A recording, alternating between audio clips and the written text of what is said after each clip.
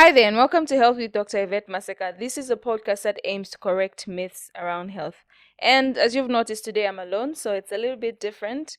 And I'll be talking about syphilis. Yes, and as we normally call it, utuswende. I talked about syphilis earlier on at Hot FM. Yeah, I have a segment there called Our Health every Saturday at 8:30 to 9.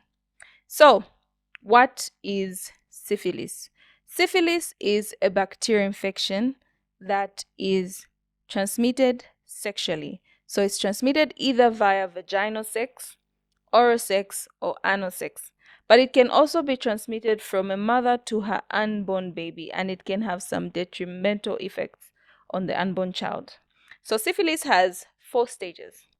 We have a primary stage, secondary stage, latency, then we have a tertiary stage. So primary stage occurs around 6 weeks after initial exposure to the bacteria. So this could either be during vaginal sex, it could be oral sex, or it could be anal sex. So 6 weeks after that, you're going to notice that you develop a little pimple lesion, and unfortunately, this lesion is not painful. So it's very hard for you to actually notice it. So this lesion then opens up. It's a pimple, then it opens up, it becomes like an ulcer. So this is called a chancre. And this chancre is filled with the bacteria called Treponema pallidum. So if you come in contact with this chancre with maybe your arm, you can get syphilis. You're going to um, yeah, it can be transmitted. So any contact with a chancre, because it's highly infectious, you can easily get syphilis. So after the primary stage, the chancre heals within 4 to 6 weeks. For some people, it can take a couple of months. It's going to heal. And the problem with the chancre is depending on where the contact was. For example, if it was in the rectum, the chancre will be in the rectum. And how easy is it for you to see a chancre in the rectum? Honestly, so no, you're unable to see it. If it's in the mouth, it's going to be in the mouth. So if you come in contact with someone's chancre in the mouth and maybe through kissing, you may actually get syphilis. Yeah. So after the chancre heals, you enter a stage called the secondary stage. Now, in this secondary stage, the symptoms are very non-specific, and this is why syphilis is called the great imposter, because really there's nothing that will happen that will tell you that this is syphilis. You may have a fever, you may have this rash. This rash will be all over your body, including the palms and the soles of your feet. So when you come to the hospital with a rash and we check for syphilis, this is the reason why, because syphilis can cause a rash. So you can have swollen lymph nodes. You may have hair loss with syphilis as well. So very non-specific symptoms. Then syphilis goes into a phase that we call the latency phase. So this is not as infectious as the primary and the secondary stage. The latency stage can last even up to 40 years. So the syphilis is just there in the tissue. The amount of bacteria in your body at this point would have reduced. So the syphilis is just there in your body. I'll just say it's sleeping, really. And from tertiary syphilis, you move to the next stage, which is called tertiary syphilis. Yes, from latency, you move to tertiary. And in the tertiary stage, it's like the syphilis just comes back with a vengeance. So this is where you find neurosyphilis. So the syphilis may affect the brain, and unfortunately, the damage that syphilis causes to the brain is irreversible. So you may have memory loss, you may develop epilepsy, you may have a seizure disorder, you may have troubles with, movement. Sometimes it also affects the spinal cord. So you may have trouble moving, trouble balancing, trouble with coordination. So you have this disorganized, movement. Neurosyphilis as well can involve you, having a mood disorder. Your mood just changes, your personality just changes because of syphilis. Then it can also affect the heart. So in the heart, it likes the aorta. And as you know, the aorta is the biggest vessel that comes from the heart to supply the entire body with oxygenated blood. So on the aorta, it weakens the walls of the aorta. So the walls start bulging, they form like a balloon. And this is called an aneurysm. And unfortunately, this aneurysm is a ticking time bomb. It can burst at any point if it's not worked on. Then it also affects the valve. So as the heart beats, the blood is not supposed to flow back into the heart. It's supposed to go all over the body. But syphilis sometimes affects the valve. So you find that there's a backflow of blood. Instead of the blood going to the entire body, you find that some blood goes back into the heart. And then there is another condition that syphilis can cause in the tertiary stage, which is called the gametous syphilis.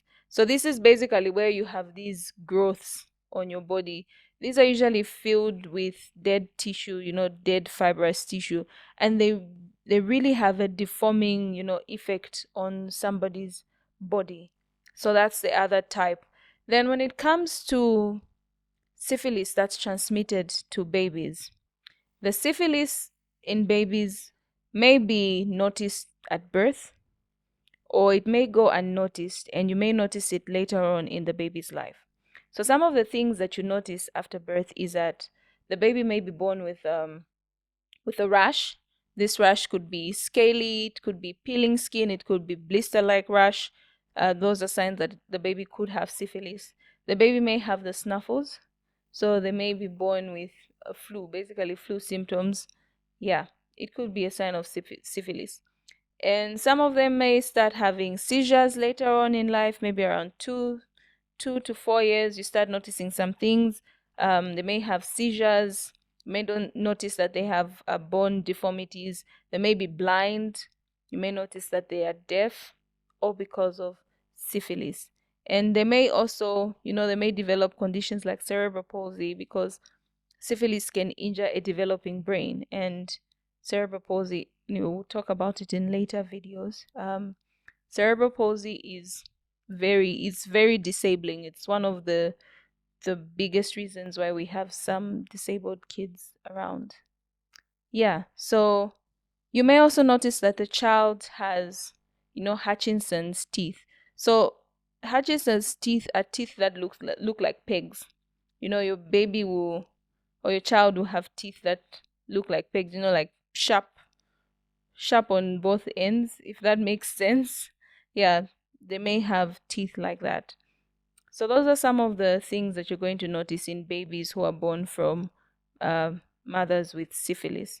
And this is why we're always urging the mothers to go for antenatal, because during antenatal we do screen for these infections. So we're going to screen for HIV, we're going to screen for hepatitis B, we're going to screen for syphilis, all these infections that are detrimental to the baby. We screen for them. So it's very important that immediately you discover that you're pregnant, you start your antenatal. So when you suspect that you have syphilis and you come to the hospital, of course, when you come to the hospital, we're going to talk to you, listen to your symptoms, then we're going to examine you. We'll examine your genitals to see if you have any chancre on you. And if you do have a chancre, we may get some sample there that will be taken to the lab so they can check if there are any signs of the syphilis bacteria. And we also do some routine tests. We do an RPR, which is a rapid plasma reagent test. So this test looks for antibodies. So your body produces antibodies against syphilis. So unfortunately for this test is that it doesn't tell us whether you have an active infection or if the antibodies that have been detected are from an infection before that. So to confirm, we also do another test. We call it the TPHA. This is the Treponema pallidum hemoagglutination assay. So this one will confirm whether you have an active infection or it's, the RPR is positive from a previous infection.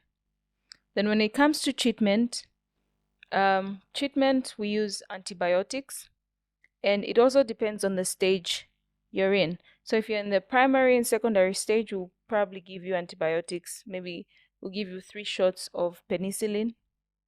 And if you are in tertiary stage, you may have to receive IV antibiotics for around 7 to 14 days. And please do not self-medicate, because self-medicating is bringing about resistance from a lot of bacteria. Yes, so people living with HIV should also be screened for syphilis. Now, the reason is that studies have shown that people who are HIV positive are more likely to develop tertiary syphilis faster than the average person who is not HIV positive. So people who are living with HIV should be tested for syphilis, because it's a very, very disabling condition, especially if it gets to the tertiary syphilis, because the damage it does in tertiary syphilis is non-reversible. So if it damages your brain, the only thing that the antibiotics will do is that, yes, they'll kill the bacteria, but they will not reverse the damage that the bacteria has done. It will just stop further damage, but it won't reverse it. So prevention of syphilis is, of course, abstaining, and using protection when you're having sex, and also routinely screening for STIs. If you're sexually active, it's very important that you routinely screen for STIs. So, yeah, that was it on syphilis. This was Health with Dr. Yvette. Don't forget to like, subscribe as well, and share it with people around you. Bye.